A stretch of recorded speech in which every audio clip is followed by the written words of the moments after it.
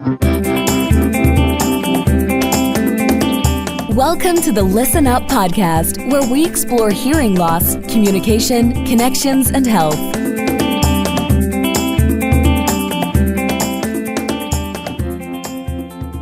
Hey everybody, it's Dr. Mark Sims here. I'm the host of the Listen Up podcast, where I feature leaders in healthcare. This episode is brought to you by Listen Up Hearing Centers. I help patients to effectively treat their hearing loss so they can remain independent and better connected with their friends and family. The reason I'm so passionate about hearing loss is I lost my brother Robbie twice. First, to hearing loss from radiation to his brain tumor, and then when he passed away. I am an ear, nose, and throat doctor who only cares for E. I'm the E of ENT. I've performed over 10,000 ear surgeries in my career and taken care of many more with hearing loss. I'm also the founder of Listen Up Hearing Centers and the author of a book of the same name, Listen Up, A Physician's Guide to Effectively Treating Your Hearing Loss. If you want to learn more about that, go to listenuphearing.com. That's listenuphearing.com. Today we have a great guest. It's Chase Prieve. He is a person who graduated from CU, Colorado University Boulder, with a degree in marketing and management. He also has a degree in business, sports, and international business certificates. Upon graduation, he pursued a degree in telecommunications with AT&T. Interestingly, both of his parents were deaf. Chase, together with his father, founded the Hi There Solutions. The inspiration for the app began when a friend of Chase, who was also deaf and predominantly read people's lips. Working in the telecommunications industry, Chase realized that millions of deaf and hard of hearing people were underserved and excluded from certain communications technology. It's predominantly designed for the hearing. The technology is usually designed for the hearing, not the hard of hearing. Chase's vision is to create well-designed communication products specifically for the deaf and hard of hearing people, so better enable them to build their community and stay connected and accessible to inclusion. Remember, that is Hi There Solutions, and this is Chase Prieve. Hey, Chase, thanks for coming on. Hey, Mark. Thank you so much for having me on. I want to give Suzanne a shout out for having us get connected together. Yeah, no, this is great. To be here today. So Chase, I went a little over your origin, but, tell us a little bit specifically, about your friend, what his struggles were, how those were shared with you, and how perhaps the aha moment happened. Sure thing. Let me tell you a story. My great-grandparents attended the Wisconsin School for the Deaf. They were both deaf, and they had 4 daughters and my grandfather, Richard Prieve. Now, imagine during the Great Depression how hard it was to have a job as a hearing person. If you're deaf, it's extremely difficult. And unfortunately, at the age of 5, my grandfather got placed in the foster care system in Northwest Wisconsin. Didn't see his biological parents nor his sisters ever. Again, that's my familial history. My dad has a profound hearing loss. He wears hearing aids. And I had a friend back in 2019. She was born hearing, but at the age of 4, unfortunately, she developed a health condition and lost her hearing. She was actually the first cochlear recipient west of the Mississippi River. And she was down in Mexico on vacation. And she was FaceTiming me because she reads lips.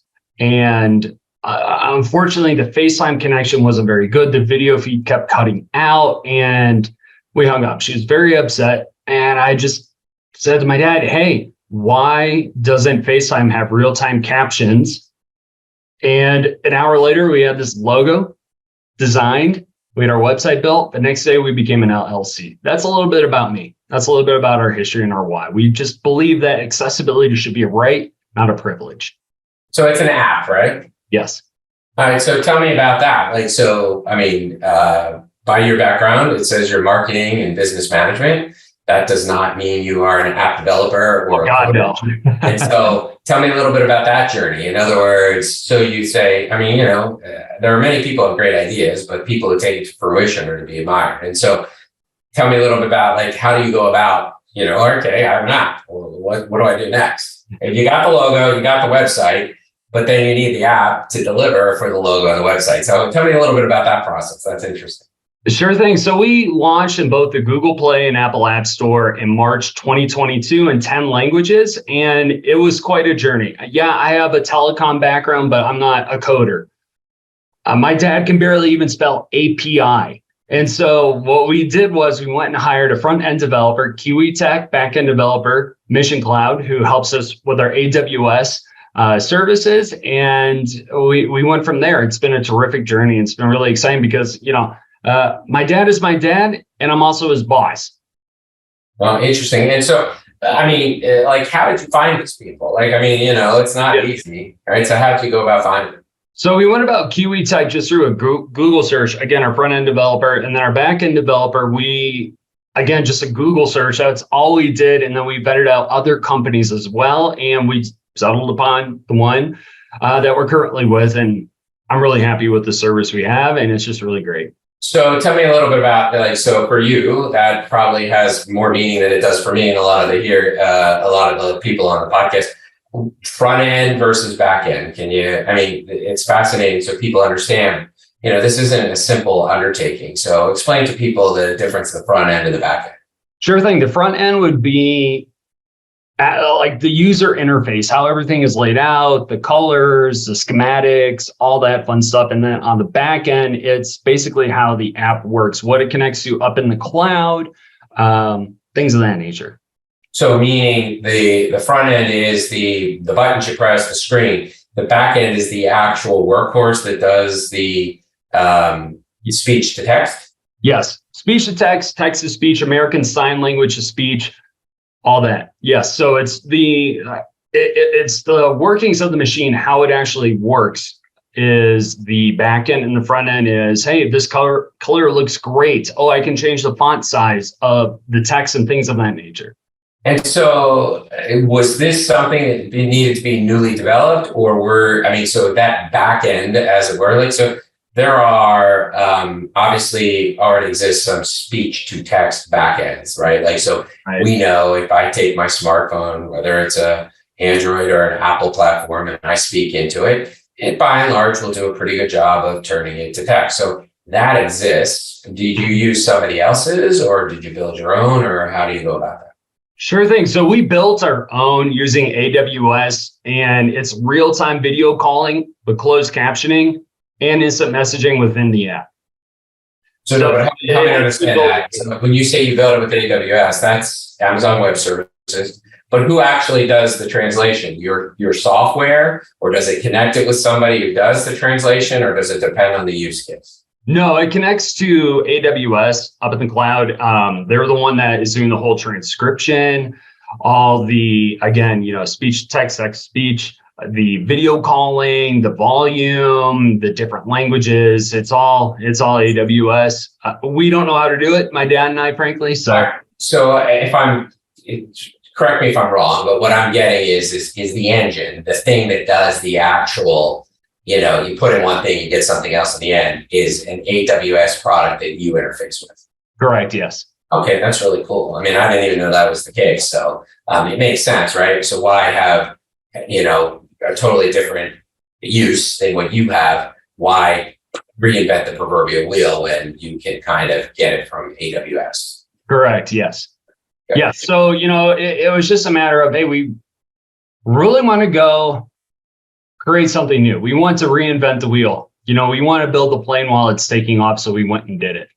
Yeah, no, so it's great because you basically, rather than you're using you're putting other parts together, which is fabulous. And so I've been on the website and I've looked at it, but a lot of people are not. So just talk a little bit about your solution in terms of, we're both, the introduction and your story tells us what it does in terms of, 40,000 foot view. But can you explain, what it kind of does in terms of say, your father was using it or somebody else was using it? What would that look like? Sure thing. So it would be, right now we don't have closed captions turned on to Zoom call, right? I'm sorry? We don't have closed captions. Not for each other, but when it's in production, it can be, right? Right. But we have to send each other a hyperlink. This, you don't have to do that. It's real-time video calling like we're doing right now on Zoom. Doesn't matter if it's an iOS device call or an iOS to a Google device call. It's just real-time video calling with real-time closed captions that are hyper accurate, more accurate than anything out on the market currently. And in addition to that, we don't cover up your lips, so lip readers can understand what's being said. Real-time messaging without the video feed cutting out. And that's just one product. The other product is Just Talk. So imagine you are at a Jamba Juice trying to place an order. It's pretty dang loud in there. And, COVID, mask, glass, all that, it doesn't make for a really good experience for a deaf and hard of hearing person. My friend, her boyfriend at the time also was very, very profoundly deaf, but he had a very thick deaf accent. So when he was trying to order people couldn't the understand. Jamba Juice, he couldn't do it. It was so embarrassing for him because the barista or waitress had to turn to my friend, be like, what does he want? And he just got really upset. I mean, gosh, that's got to be just terrible, right?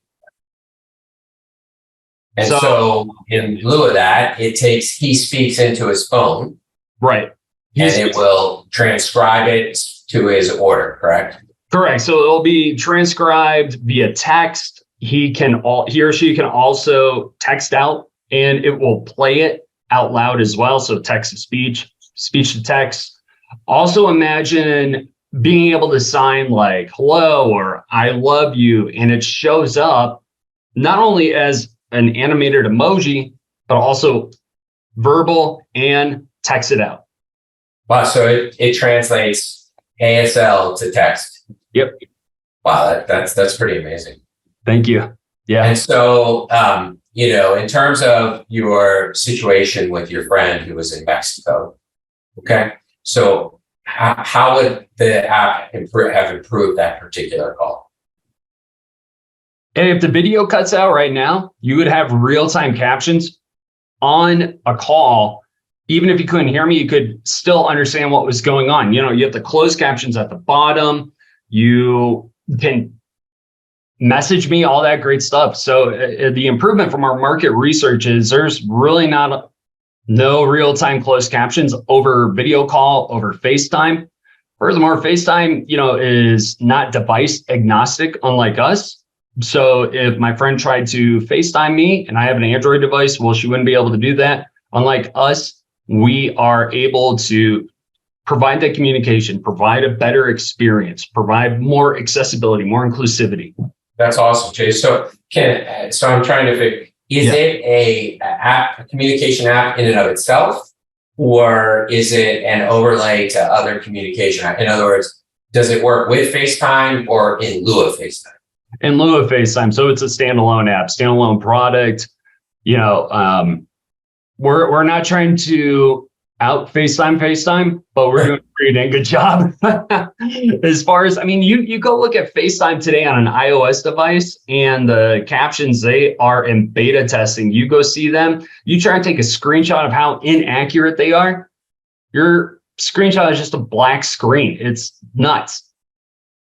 Sure. And so does both the sender and the receiver have to have the app? Or so the use you were talking about, I assume in the Starbucks circumstance, your friend's boyfriend shows his device to the barista. Is that correct? That's correct. Yeah. You just hold up your device. The other person just talks right into it. You can text, they can text in 10 different languages. The keyboard changes, which is really convenient. There's also, they both text on the same phone? Yes, they can. Or the other person just talks right into the phone without having to touch your device. Okay, right. But so the text is really typing. It's not like what we consider text where you text, it goes over the internet or over the cell and it comes down onto the other device. So you're talking about kind of you're writing the dialogue back and forth and it's translating it into the appropriate. So it's also a real-time language translator. Is that correct? That is correct too. Yes. So what languages do you have? So we have Cantonese, we have English, Canadian English, French, Canadian French, UK English, Australian English, and South Korean. As of right now, that's going to change here in the future really soon. Sure, that's great. Yeah. And so as you were developing this, what was the thing you learned the most that surprised you? That's a really good question. Just going and doing it. I think that was it. Just being able to go from some ambiguous idea to an actual viable product and have it work. To me, it was just having that confidence was the biggest thing for me in learning and just being, hey, you got to have passion and you got to execute.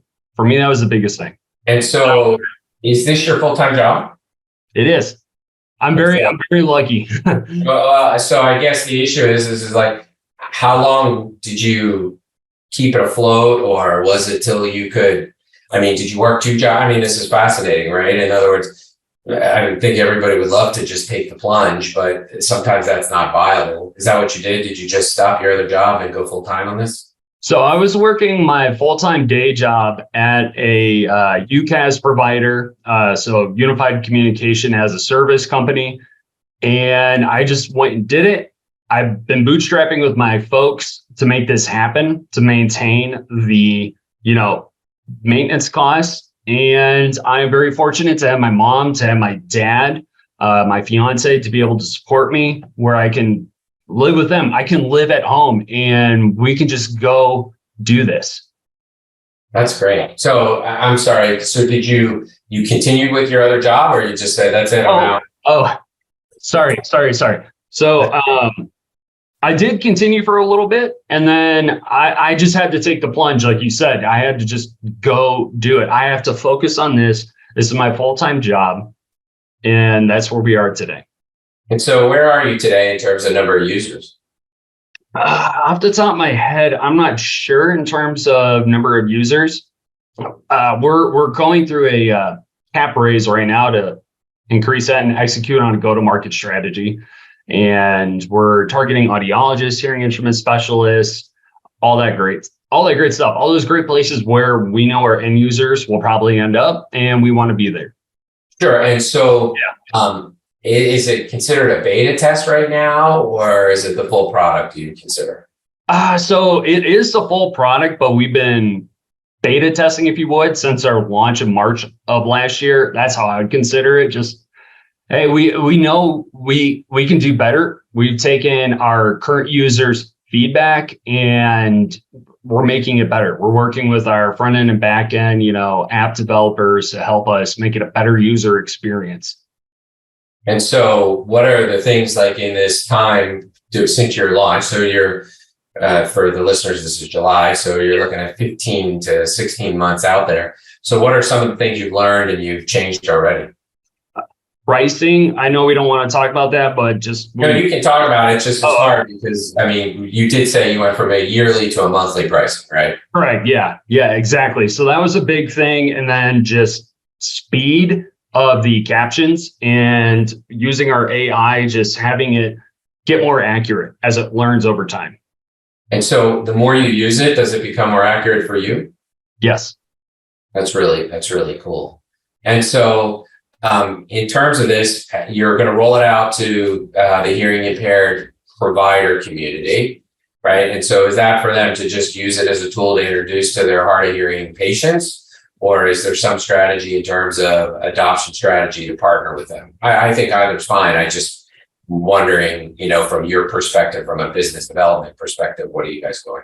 Sure thing. So to your point, we're going to be really targeted on the database we have built out for audiologists, hearing instrument specialists. We have connections on Deaf Olympics. Mark Cronk, Carly Cronk, congratulations. That was super cool what you did in terms of USA Swimming. And sign language academies, that's another big part as well. Influencers, we have quite a few deaf influencers from Matt Maxia, Definitely Dope. Let me see, Tyson Gillies, MFA Rudkin, Coach OJ Logue, and things of that nature. We also have partnered with the rest of Dubois on Deaf Welcome TV for the Hi There Solution segment on I Love You Radio TV, which it's about individuals overcoming their deafness and going and playing, 13 seasons of MLB as a deaf player. That's super cool. Way to go, Tyson. So we have season 1 coming out, and I'll be streaming on Roku, Amazon Fire, and Apple TV here a little bit later at the end of the summer. And so that's your marketing strategy. In terms of the professionals, Is it just to market to them to do their thing, or are you creating a financial partnership? Again, I think it's okay either way. Sure thing. Sure thing. So we already have a partnership in place with this great company called Safe Wave Tech. They are the first vibration notification wearable for the deaf and hard of hearing community. We aim to be, and we will be, their primary communication solution to make sure deaf, hard of hearing folks, they can FaceTime somebody or hi there somebody, real time after maybe their fire alarm goes off, the baby alarm goes off, the ambulance is here, that kind of a thing. OnStar for your wrist. That's a good way to put it. Yeah. Okay. Obviously, I don't think you use OnStar to check in to see if the pizza's arrived. Right. But theoretically, obviously, with your app, you could do that as well. But I think you're emphasizing emergency type case use as the predominant. So I'm sure that vibratory device is predominantly marketing as a safety device, but it actually is for other things too, right? If somebody's hearing impaired, you can't really proverbially tap on their shoulder with a ringing phone. So if it vibrates on their wrist, they know that they should be checking their device or something of that nature. Right, exactly. It integrates this wearable directly into things like Ring, ADT, big companies like that, where they have a partnership in place, which is really cool. And we're very fortunate to have met the team over there and be part of their journey as well. Yeah. So how have you developed this? Let me see again, by the math, you've been in this about 4 years. Yeah. Took you 2.5 to get live. Yeah. It's pretty hard probably you can tell me if I'm wrong, but I assume it's pretty hard to develop partnerships till you kind of have a product. So I suspect a lot of these partnerships are over the past 1.5 years. Yep. You are 6 weeks. Let's cut it down even further. Oh, it's been over the past 6 weeks. Yes. Wow. Yeah. So how has that happened? And it's kind of a fascinating thing, right? So you're kind of branching out your tentacles of your company to these other people. How do you make that happen? This is the grit of going from idea to adoption. Hey, it's a lot of cold calls. It's a lot of cold emails and a lot of cold LinkedIn messages. That's it. It's just grit and it's passion. And you just pick up the phone, as cliche as it sounds, and you just call somebody and or doing podcast episodes. Or doing podcast episodes like sitting up right here with Mark. It's networking events too is really huge. A big thing for us is we sponsor an organization called able-bodied. They are a wonderful organization out of South Texas with MFA Rudkin, and they put on a gala every year. We've been the last 3 now, and it's just showing up in person, meeting people, talking to people. For us, that's been huge. MFA Rudkin, it's her organization, Aid the Silent. MFA is Miss Deaf San Antonio. She wears hearing aids and is known as the hearing aid fairy. She and her organization put on pop-up clinics and help children get fitted, sized, free hearing aids essentially, and they throw a gala on every year. But it's those events where you show up in person that really, I think, make the best kind of connections, or even going up to Boulder here in Colorado and networking with the Silicon Valley of the Rockies. That's what we're known as out here in Denver and Boulder, Colorado. It's stuff like that. It's just getting up and going and talking to somebody. You just got to do it. So that's been a large part of your job and probably your job going forward, I assume. Yes.